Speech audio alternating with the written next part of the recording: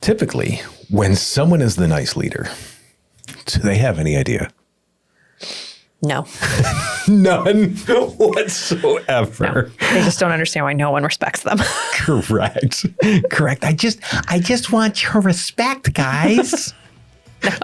How was that? Was that good? I just don't know why anybody doesn't listen to me. Right. Yeah. No, I hear it.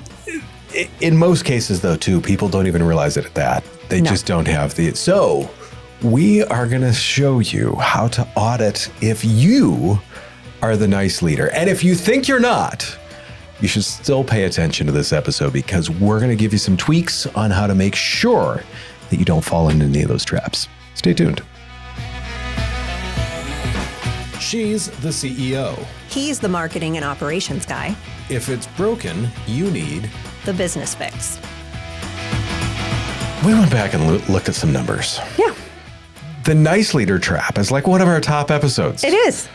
I was blown away by this. Yes. Because I was like, oh, yeah, no, this is like... It makes sense. It really does. It really does. And most people don't always realize when it's them or when they just have some nice leader tendencies. How conflict avoidant they truly are.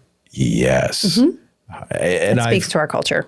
It does. And I've done it too. When I'm like, there was a point I knew I needed to get rid of someone. And I'm like, okay, well, they still have the same problem next week. They do. Yeah, let me tell you, still had the same problem. And I was like, oh, now you need to do it. Yeah. But it took me a while to put that timeline to it. So yeah, if you haven't listened to really the piece of that, you should go back and listen to the nice leader trap. We're going to make sure that you aren't falling back into nice mode. We're not going to. You can still be nice. You just can't be the quote unquote nice leader that doesn't have accountability. Right. We should the spineless leader. Yes. So we are going to talk about that. To me, this is the audit. This is this is bringing in the number crunchers. And as soon as I say that, I picture the old guy wearing the green visor. Yeah. With the abacus. Right, with the abacus. Just the one light over the a dark office. Yep. Just the one light hanging over top of it and him wearing that green visor. Probably smoking an old cigarette in an office that smells like one of the other auditors died a number of years back. Yes. Today, we're going to talk about like that carbon monoxide of your culture, that invisible gas that is killing your efficiency, possibly your employees, definitely your culture, because nice leadership doesn't often look like a disaster. Oh, not at all. No, it's happy people. Hey, how's it going today, Bob? Yeah. Great. Bob doing their work? Nope. Right. Nope. Bob wants to burn the building down? Mm-hmm. Yep. Quiet quit 6 weeks ago? Correct. So being that nice leader is actually a form of selfishness. Mm-hmm. I can't say that word. Selfishness. Thank you. I can. Thank you. I appreciate that. I've always struggled with that one, so I don't know why I put it in our notes here. It's really, and we've talked about this. Yeah. You're protecting your own feelings at the expense of your team's clarity, the company's return on investment, your own dignity, because everyone sees through it and it's like, oh, I feel bad that they were born an invertebrate. Yeah. It's okay. You have the same spine as a jellyfish. Congratulations. Congratulations. No one respects you. That's great. You've heard this title. Congratulations. Come on down. Walk us through the interpretation game. I love the title of this. I'm excited to hear about it. Why do employees start interpreting the boss's mood instead of following the SOP? Because I have seen this happen. Yeah. This is when the emotional environment becomes more important than the operational environment, right? Ooh. Yeah. That hurts me. I'm sure it does. That hurts me to hear. I'm sure it does, but it's true. And leaders rarely realize they're creating it. They do, because it starts really innocently. You know, a leader changes their mind depending on the stress, like what's going on in the organization. You know, everybody's stressed. Like, we just won't do that. They give vague feedback. You're doing okay. Thank you for doing a good job. What did I do a good job on? right? Just, I feel like this pains you to say these even. It does. It does. Another one is they'll avoid those hard conversations. We talked about this in multiple episodes. Just we don't want to give feedback. We don't want to feel icky because, it might be uncomfortable to have a sweaty 10-minute conversation. So Bob is sitting at his desk with his feet up, yes, scrolling on his phone. Yes. And the phone is ringing. Right. The phone is ringing and you make sure you don't walk down the aisle that Bob's cubicle is in. Yes. That way you don't have to deal with it. Exactly. Or sometimes a leader will say yes in the moment to avoid discomfort. We've all done that, right? And when you do those things, you change your mind depending on stress. You give vague feedback. You avoid those hard conversations, or you say yes just because you want to delay having to do something hard. The team's going to learn that the real rules aren't in the SOPs. They're in the boss's mood. Ooh. Yeah. That sounds scary. It absolutely is. So we've got 3 C's. We talked about the 3 C's of leadership: clarity, consistency, and care. Well, we convert these in the nice leader to clarity, consistency, and courage, because you're not going to care is not an excuse to wimp out on doing the hard things. So that's why we say courage. All right. So I feel like, and now suddenly I am thinking of the lion from the Wizard of yes. Oz. Is that what you had in mind too? No, it's not. But is now? Don't be that lion. Okay. We're not going to be the cowardly lion. We're going to be courageous. So let's talk about clarity first. So when expectations are unclear, employees start trying to interpret emotion instead of process. And that's where the mood watch begins, right? If your team's checking with your assistant before they're bringing you bad news, like, how's Chrissy doing today? Is this a good time? Should we wait until tomorrow? You've accidentally trained emotional risk assessment into the culture. So you don't want to do that. No.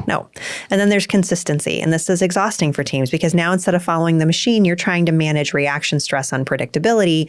And because you want to be the nice leader, you are consistent at avoiding anything difficult. Right? And that creates anxiety. People are going to stop focusing on work, on customer and process, and they're really going to start focusing on emotional survival. And because you're avoiding having a hard conversation, it's this cycle. It doesn't get better.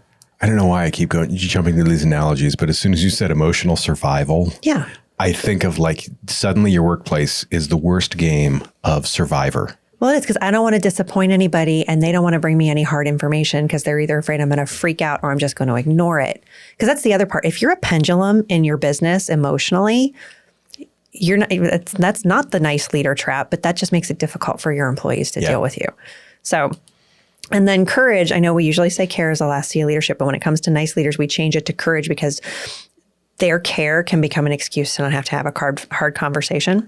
So nice leaders can create friction, avoidance, and eventually lead to destabilization and chaos because they avoid the directness. They think, I'm being flexible and I'm being understanding, right? And what employees actually experience is inconsistency, and inconsistent leadership creates hyper-vigilant teams. Yeah, they're trying to manage you instead of the work. Exactly. So, I mean, as a personal reflection, I've had moments as a leader where I've realized people were trying to interpret my emotional state instead of simply bringing me an issue. We don't want to stress her out. That's a culture signal. Cressy's having a bad day. Having a bad day. We're going to work from home. Or not that bad. Or we don't know how she is going to react in a way that is going to because when I am in reaction mode, I will make very precise decisions and they may not be ready for those precise decisions. So we'll just avoid. I have the opposite issue of the nice leader trap. I tend to do surgery. Chrissy turns into Josh when she's upset. But I mean, if they're not bringing you the issue, that's a culture signal. Yes. Right? Because healthy organizations run on process, unhealthy ones run on mood. And if you're always like, no one respects me. I mean, if your team has to read your emotions to understand the rules, the culture's already unstable. And I mean, we talk about it being a nice leader, but I don't think you're not being nice when you're not being direct about the business, when you're avoiding the uncomfortable conversations. So makes sense. Yeah. What I feel like there's a sublet that we need to go on to here in terms of like gossip culture, because when you see that develops out of something. Gossip culture isn't there on its own. It's a symptom of something. No. What makes that? So I will say that gossip is usually unresolved truth looking for some place to land. Ooh. Yeah. I feel like, once again, that needs to be another Chrissy needlepoint thing. It probably could be. And I really like that one too, because there is always a little bit of truth in what's going on. And I think it's easy to say that it's gossip, but a lot of times it is. It's unresolved truth that doesn't have a space to live yet. So I don't think that gossip culture starts with bad people. I think that gossip culture usually starts with unresolved leadership. So let's talk about clarity. If employees don't believe concerns can be addressed directly and safely, they're going to stop bringing them upward. So instead of direct conversations and clear accountability, you're getting those hallway meetings, you're getting the Slack channel venting, you're getting the private texting in the middle of the Zoom meeting, you're getting the meeting after the meeting. And that's where leaders need to hear something difficult, because gossip is often, Josh, it's a symptom that people don't trust direct communication. Wholeheartedly agree. They want to talk to someone about it. They do.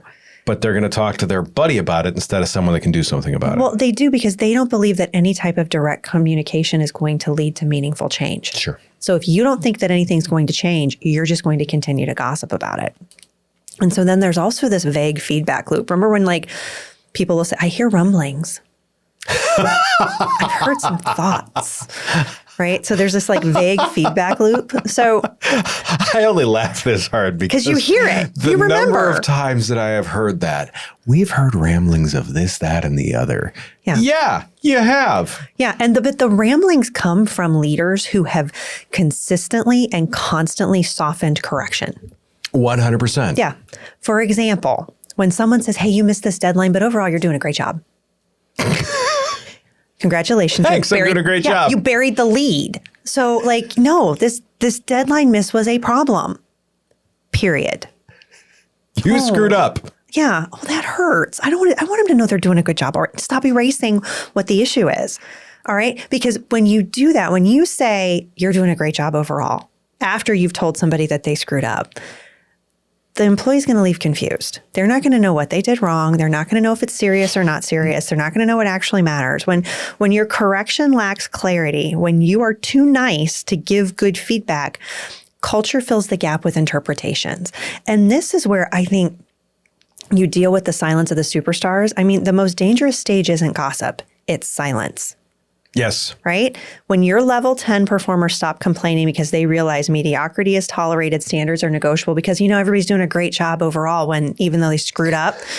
And leadership doesn't actually want that tension resolved, because, when we tell Betty she screwed up, she gets mad, and then she stamps her feet and goes and slams things at her desk. And we just don't like that. Makes us feel uncomfortable.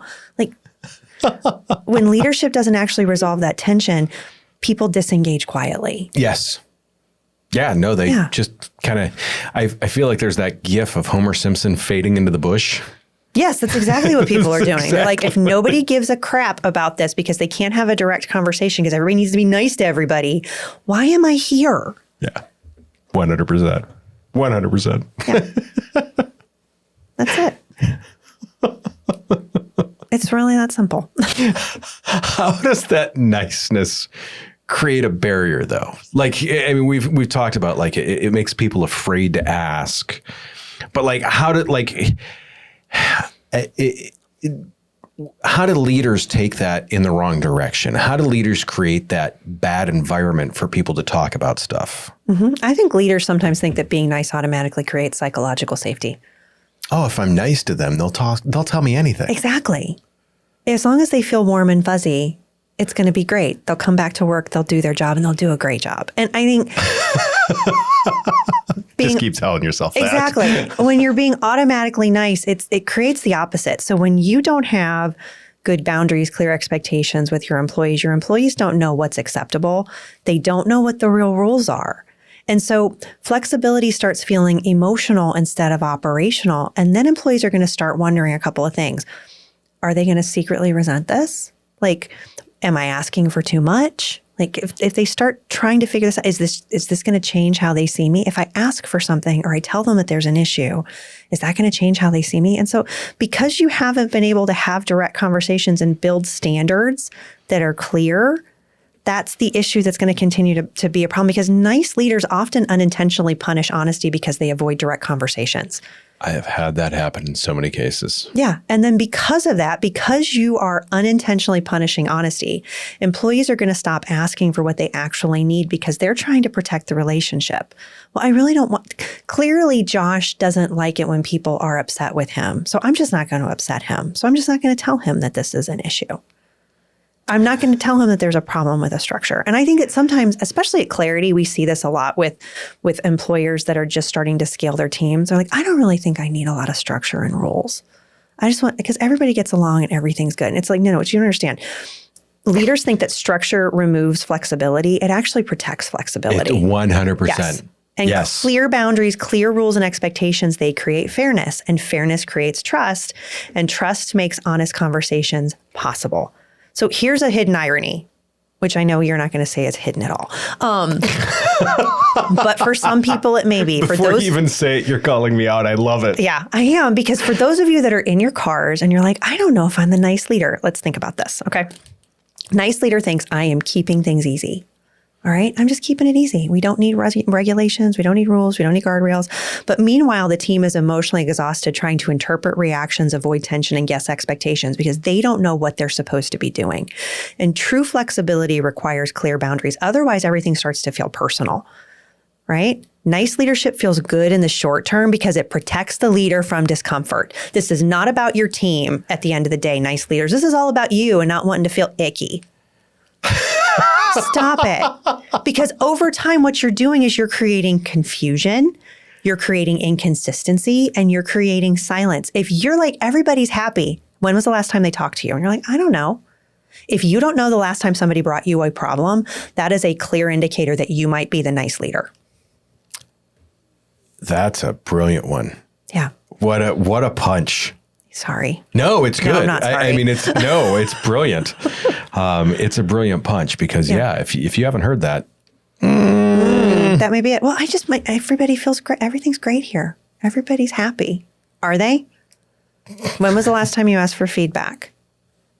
Or when was the last time you had a conversation that maybe wasn't comfortable, but ended the way that it needed to make the business better? If you are not having those conversations ever because you want to avoid them because they make you feel icky, that's a problem. I want to add something to the when's the last time you asked for feedback? Mm-hmm. Is when's the last time you got feedback that wasn't comfortable? That's a really great one. Yeah, just ask that. Look, I want you feedback that's not comfortable. Yeah. If you go around and say, hey, give me some feedback that's not comfortable. Yes. And everyone's like, no, things are good. Mm-hmm. You got yourself a problem. Yes. You absolutely a problem. Do. It's a big one. Because I guarantee that their spouse or partner knows all of the problems with your business. Yes. So maybe don't ask the people in the business, ask their partners. Ask their partners. All right. So we realize that we're a nice leader, Josh. Ouch. Yeah. Tough. And then we got to fix it. How do you fix it operationally without swinging the pendulum too far and becoming the maniacal dictator? Because I feel like there are we had this, there is an assessment we called circles. There's circle, square, squiggle, triangle. We used to do this in our office all the time. And we talk about how at some point in time, circles will realize that they've been taken advantage by everyone. They become angry squares. So, I call it, how do we prevent people from being an angry square? How do they establish operational boundaries? To me, as soon as you said becoming a dictator, all I could think of is Sacha Baron Cohen. And I just went to because the problem is, what's funny is when anytime you've seen a nice leader try and get this under wraps quickly, they turn into Sacha Baron Cohen. Yes. In The Dictator. Yes. I mean, it's the most comical thing to watch. You're like, oh, that's cute. You don't know how to do this, do you? To me, it's get back to logic-based decisions and do that with a log. Stop making the one-off decisions. Well, we'll bend it this time. Don't do that based on your hallway conversation, anything like that. Now, what I'm going to say is, in many cases, those are gut decisions, like it's the hallway pass decisions.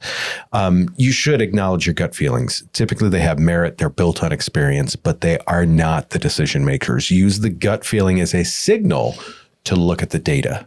Yes. Be perfectly fine with saying, hey, I need to look at some stuff. I'll get back to you on this. Audit this. Once again, when a request for flexibility or change comes in, you have to move to mechanics. And what I'm going to tell you is every decision does not need a 20-page analysis, which is probably surprising to hear from me. Yeah, I would agree. But what I am going to say is you need to take a quick pause before you blurt out an answer. 10 to 15 seconds can make a massive difference in clarity in decision making, because too many times we make that quick decision just to be nice or helpful in the moment. Hey, boss, can I do this? Now you can make your decision. If you just give them the yes or no right off the bat, probably you're making the wrong decision. Look at the data. Whenever you can, look at data. Hard data. You know what I'm referring to with this? Numbers. Mm-hmm. Give me the numbers. Give me the numbers. Give me all the numbers. Please. What does it say about the current performance or state of the machine? Now, the other piece to that is consult the standard process. Now, I've seen it where someone will ask like, hey, can we do things a little bit differently? Does this align with the fundamental logic of how we normally do things? Or are we just winging this for like, hey, I want to take my break 20 minutes early because I'm hungry. No. You've got to look at like, does this fit? Yeah. Like if you take your break 20 minutes early, everyone else is going to be like waiting for work to do. No. Mm-hmm. It's figuring out, does this fit for nice reasons, or is this fitting logically? Yeah. With that, analyze those secondary effects. And this is part of that 15 seconds, at least if you aren't taking longer for this. If it's no good to save 5 tokens for person A, mm-hmm. if it's going to cost you 10, 15, 20 tokens in another spot. Yeah. And I see it all of the time. Hey, boss, can I just skip this part? I mean, it's not necessary. Meanwhile, Betty in accounting is ready to come over and burn the entire sales floor to the ground. Yes. Because now she has 4 hours extra work because you didn't check that one box. Nope. Didn't follow any process. Correct. Just threw her crap over the wall. Giant bucket without the bucket. Yes. The other thing is I always say verify the decision boundary. Does this request fall into a zone where the employee they already have autonomy? If they already have autonomy on this, you've given them that. You've made it clear that they have this, and they're asking, you got a nice leader problem. Mm-hmm. You're trying to defend boundary using data, not a mood. And if they need to ask you, even though they have the data and they've been told they can do it, they're trying to figure out, is this going to make Josh happy? Guess what? You're the nice leader. And the problem is, in so many cases, the nice leaders aren't even really that nice of people. No. They're just avoidant. That's it. Or chicken. Well, just, yes. The chicken boss. Yes. Maybe I should wear a chicken costume for this next time we talk about this subject. The other thing is I want to say we need to make decisions by design, not by desire. The process is the filter. You are being a mean boss by saying no. The process is why we're doing it this way. We know the process. You wanting to take a shortcut isn't being mean. It's saying like, look, this is the process. Mm-hmm. The data is the secondary filter. If you run the data, run the information, and run it all through the established process, that is going to give you a decision on like, hey, can I do this? Can I not do this? That's, once again, a way to fix being the nice boss. Yes. The shift with this is because what this does is this takes the impetus off of the boss for making the decision, because now the data is making the decision. You're merely observing that outcome of the logic. You're not being like, well, Bob will feel good if I do this. No. No. Bob doesn't need to feel good. Bob needs to get his stuff done. He needs to do the job. If you guide Bob correctly, Bob will feel good anyways. Yes. Fix number 2 is mandating the pre-brief before every project. I see this all the time too. Nice leaders give vague instructions because they don't want to sound demanding or bossy. Oh, gosh, yeah. And then the team is left playing like, hey, we get to play the interpretation game. What did he actually mean by this? Yeah. Hey, guys, do the thing like last time. Which last time? We've done it 5 different ways. Yeah. Which one? 1, 2, 3, 4, or 5. Or the one that we're supposed to do that we never have. The one that's written down? That's the one we're supposed to do. Yeah, the one that's written down that we've never done. I like that. You've experienced that one. Yeah. I have. That one not in my business. Other people's businesses, but yes. Knowing you, that definitely wouldn't happen in your business. No, it does not. We would be finding bits of Chrissy spread across the countryside because her brain would have exploded or hard enough. my people would have been so mad because they are process driven. So. Yes. To me, so like when we talk about fixing like this pre-brief, define clear directions for desired outcomes, like destination first. I always tell people, you tell people exactly where you're going. Yeah. I don't say go to Cleveland. I say go to the beach house at Edgewater Park. That is a specific place, not just go to Cleveland. You have to make sure that you tell them exactly where to go. And then explain, like for the people that are doing tasks within this, you need to explain the secondary impact. People that are doing tasks, like if they feel like just a cog in whatever machine that doesn't matter, guess what? If they feel like a garage roller where they're like, if you pull one of them out, it doesn't matter to the garage door. Yeah. They're going to know. People like to know they matter. People like to know they matter. And why they're doing the thing. Correct. Because otherwise they just feel like, great, this is another checkbox that the CEO just thinks is important, even though it's not related to the process. The other thing that I look at with that is what I always tell people is like, a great example is like, we need to make sure that this report is accurate because this is going to be used to decide, can we hire more people? Can we get you help? Can we do more things with this? If people know the effect of this, not just, hey, can you give me those reports?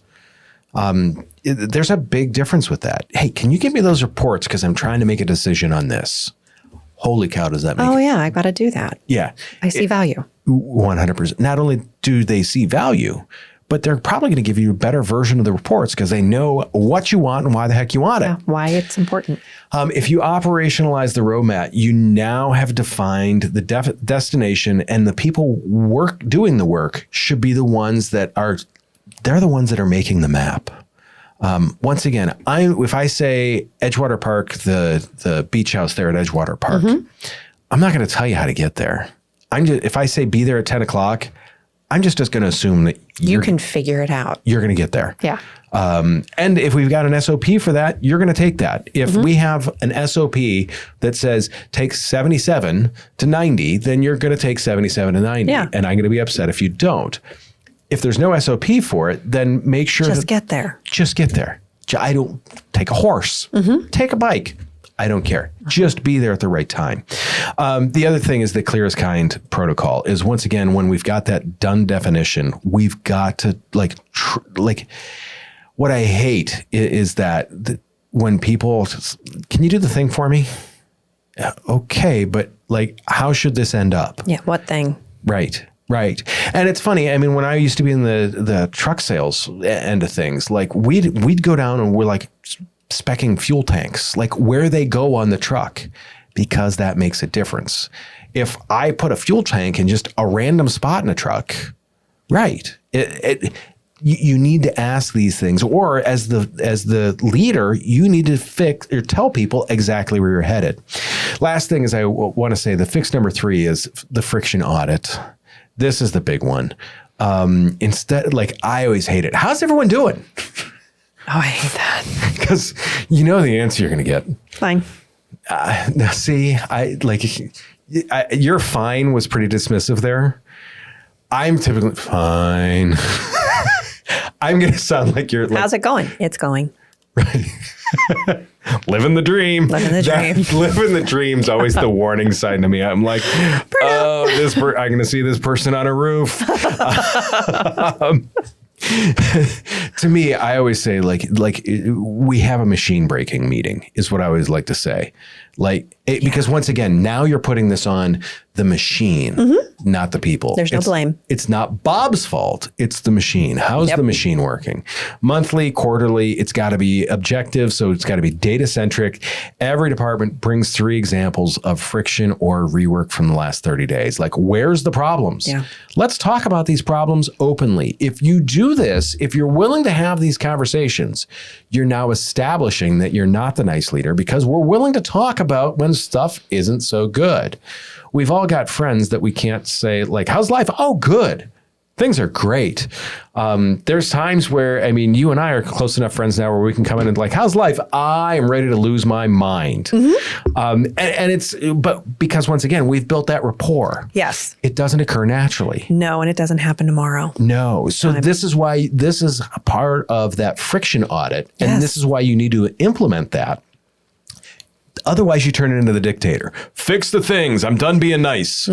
No, this is, hey, what's wrong? Let's talk about what's broken. Now, if no one's willing to tell you what's broken, you definitely know you have the problem and you need to go look for stuff that's broken and to get people on board to help you fix it. The thing that I always say with this too is there's the operational debt tracking. Calculate the actual cost of these exceptions. We skipped step 4 for that nice client. It cost us 6 hours of unbilled labor. That's a bad thing. Yes. What are good things and bad things that are happening this way? Here's the thing that I really see with this, and you have to operationalize consistency. Yeah.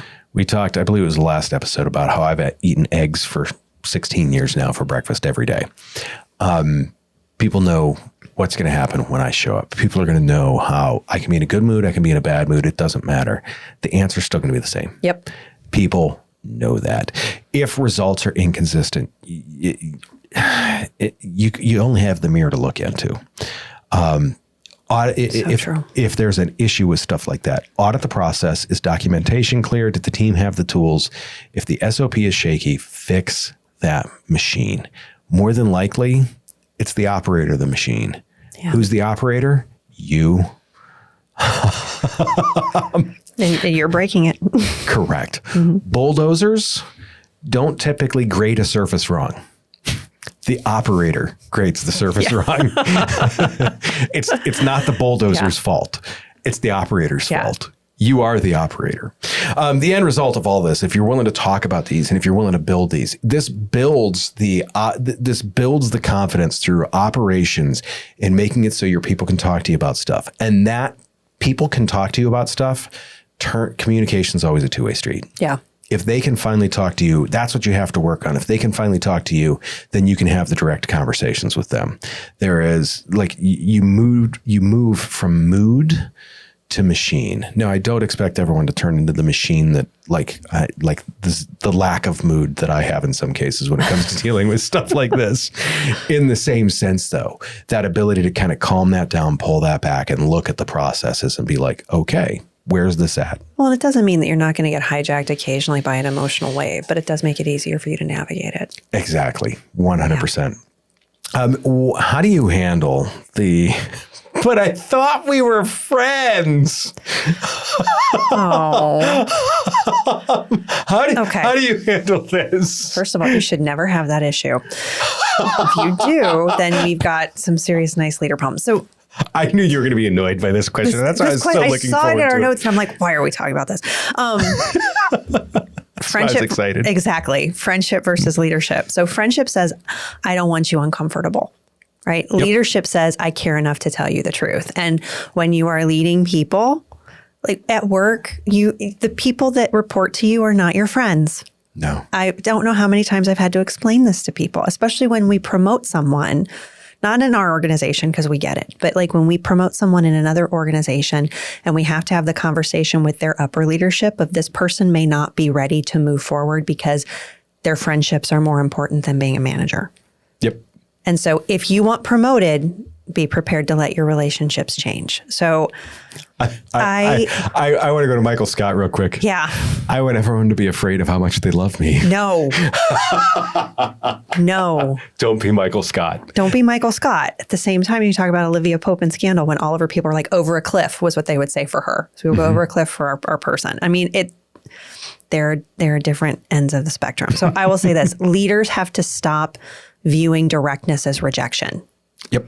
Clear feedback is not cruelty. It's respectful to the people that you're working with. And if one honest conversation completely changes your relationship, the relationship was probably built more on comfort than it was on trust. Yeah. So and that's your fault. You did it wrong. Yeah. I thought we were friends. We were never friends. That's when somebody ever says that to me in a leadership situation, I'm like, no, we were never friends.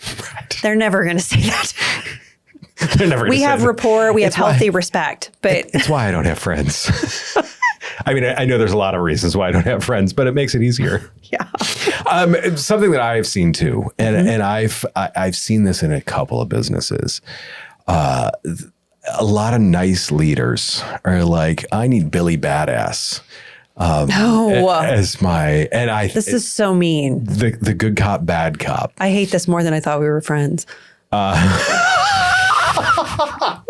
I am just going to ask questions that are more and more irritating to Chrissy until eventually we get to the point where she's just going to storm out of the studio. Stay tuned for that. I mean, because there are times where I've had to have these where I'll just look at someone and go, do you need me to be bad cop? And when I say that, I mean like, are you absolutely incapable of having this conversation? This is on the consulting side. Like if we have clients, there are times where we'll look on the HR side. I've watched my people do it. And do you just need us to do the thing because you are incapable? It's okay if you are, because that's why you pay us. But it drives me to a point of frustration. Okay, because the owner gets to stay. This is because usually it's the owner that has to be good cop, right? It is. Owner stays emotionally protected as the nice one. And then the manager, the person who's actually doing the work and running the business, is the one that has to be the enforcer that everybody resents. And you create, can you feel my irritation? I feel like you're going to turn into the enforcer here soon. Because you've created a divided leadership structure. Oh, 100%. You have. And I'm sorry, leaders cannot outsource courage. Right? You can pay other people to do that for you, but you cannot outsource. When it comes to your leadership team, you bring in a consultant to do that work, you bring in an HR consultant, like fine. But if you struggle with directness, the answer is to build the skill. Mm-hmm. It's not to hire someone to carry the emotional weight for you. Mm-mm. We will be that person for a moment at Clarity, but we are not going to be that person forever. We are going to train you to do the thing. And if you are not able to do the thing, then you don't live in our client value of being coachable and open to change. So we're going to cut you. Physically? No. The thing that I see that happens with this on the back end of that is when you're a little kid, mm-hmm. and like for me, if I didn't get something from mom, I asked dad. No. And that's what good cop, bad cop turns into. Yeah. If the manager's the bad cop and the owner's the good cop, I bypass the manager for all the decisions that I want and go to the owner and be like, hey, he's got no spine. It's like our kids. No, we never ask mom certain things. We never ask dad certain things. No. No. Well, here's the other thing too, Josh, is if you have more than one business owner, mm-hmm. and you have a good cop business owner and a bad cop business owner, you have split your culture in half. You have no culture. You have no culture. It's whatever randomness and it's whatever fits what the people want that day. Yep. And that is the definition of a toxic work environment. Yep. So, I mean, we do not outsource courage. We build the skill. I feel like we're going to have a lot of Yellow Brick Road comments on this. I want to revisit, we talked last week about the Saturday test. Yeah. If you're a nice leader, you are probably working on your Saturday fixing things because you were too nice to them on Tuesday. Yeah, you didn't tell them to do the job, or they needed to redo it. Absolutely. So you're the one that's in there Saturday afternoon. If you're working on a Saturday because you didn't tell your people that they needed to do the thing the right way, or you wouldn't tell them when they were doing it wrong, I mean, it's avoidance. Avoidance always collects interest. Always. Avoidance. And avoidance is expensive. If you take nothing else from this conversation, no. You want a toxic work environment? Have bad cop, good cop in your management style. 100%. You want to pay a ton of interest and be resentful on your weekends? Be the nice leader. Yeah. It's funny. Bad cop is better than good cop, bad cop. Oh, absolutely. Because hands down. At least people know what to expect. Yes. I mean, once again, if I'm walking into a shitstorm, I want to know which way the wind's blowing. And that way, at least I know the way the wind's blowing. Yes. For our quick shots, to me, like some of the actionable things from this is first off, the mood mirror. Ask a trusted peer mentor. Do people seem to tiptoe around me? If the answer is yes, do they care? Correct. Or am I a marshmallow? Right. Yes. Do they tiptoe? Am I tiptoed around, or am I the floor mat? If you are either one of those two, yeah. Yeah, I would say clarity reduces anxiety. So most teams aren't asking for a nicer leader; they're asking for a clearer one. Ooh, I like that. Yeah. To me, directness is a skill, not a personality. Believe it or not, I used to be the nice leader. Same. Horribly. As I got older and more cynical, it became easier to become direct. But you don't have to change who you are. Just change the mechanics of how you communicate data. Yeah. And I would say avoidance becomes operational debt. Every conversation you delay eventually gets paid for in confusion, frustration, rework, or turnover. Oh, turnover is the one that people never think about, too. No one will ever leave me. They all love me. No, they don't. Kill the meeting after the meeting. If you hear gossip, go straight into a 10-minute sweaty conversation. Yes. Sunlight is the best disinfectant for nice leader culture. Yeah. And consistency builds trust faster than charisma ever will. Ooh. Your team should not have to interpret your mood to understand the standard. We talked a lot about mood today. I like that. Yeah. Speaking of which, can a nice leader scale? Yeah. They can, but only if they learn that clarity is kinder than comfort. Ooh. Nice leaders can absolutely scale when they stop avoiding hard conversations and start creating consistent expectations. Kind leaders scale, avoidant leaders stall. I was about to say that was going to be what I was going to push that to. Like, if they stay the nice leader? No, they got to grow. Yeah, makes sense. But you absolutely can be. I mean, come on. We've both grown from being just a nice leader. Oh, 100. And my people appreciate it. Mine do too. Like, hey, here's the thing. Not like, hey, you've been wonderful. Yeah. I really appreciate everything you do, but this thing sucked. Yeah. And the ones that didn't appreciate my growth don't work for me anymore. Correct. 100%. And I found amazing people. Absolutely. Huh. Imagine that. What is the difference between vulnerability and oversharing? This one is amazing. Vulnerability builds connection and trust. Okay. Oversharing transfers your emotional weight onto your team. Mm-hmm. So it's a really simple question to ask yourself. It is this helping the team feel informed and connected, or responsible for managing me emotionally? Because if they're feeling informed and connected, I'm doing my job. If this is just about me being able to feel better because I need to unload something to somebody else, that's not good. Leaders need to be human, but they do not need to be emotionally unmanaged. I agree. And the bar that I have kind of used is, for me, they should know my hobbies. They should know what I do. Yeah. They shouldn't necessarily know what I'm dealing with. Exactly. Agreed. That is they should know things about me. They should, I mean, everyone around me knows I ride motorcycles. Exactly. I love my motorcycles. Great. They don't know what I'm dealing with. No. And that's perfectly fine. Gripes should usually go up, not go down. Yeah. Question for you. Yeah. Is there ever a time when being clear is not the right operational move? This is one of those things where to me, there's degrees of this. Yeah. You can be clear. You can be direct. I have a tendency to err a little bit too much on those in some cases, and too matter-of-factly. You still need to make sure that you are clear and direct. You just have to make sure it's delivered tactfully. Yeah, don't ensue panic. Right. Tactfully is the area that, believe it or not, I sometimes have a difficult time with. I'm shocked. Absolutely shocked. Can't believe it. See, you learned something today, Chrissy.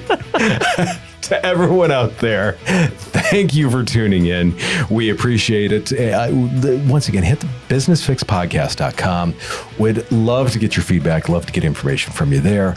That all being said, do us a favor, take care of yourself. If you can, take care of someone else too. We will see you very, very soon.